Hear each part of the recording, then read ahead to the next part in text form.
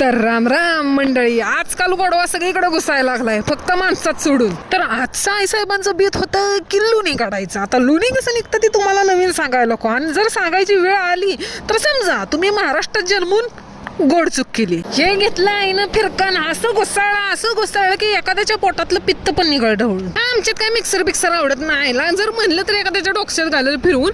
जुन्या बायकांना जुन्याच गोष्टी आवडतात, त्याच्यामुळे तिनं फिरका घेऊन घुसाळलं त्याचा लोणी काढला. आणि असं काही झेलत होती जसे की रोनाल्डोच ना, काय माहित नाही आपल्याला, पण चेंडू झेलणारा पण एखादा मागं पिकल असा लोण्याचा गोळा झेलत होती.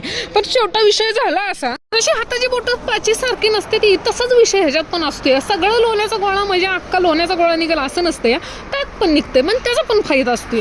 मग ती राहिलेला अकॉर्डिंगली तिने गाळून घेतलं. तर विषय झालता असं की लोण्याचा गोळा एक लागला होता, एवढ्यात पूर्ण व्हायला आता काही मिल्कशेक नव्हे.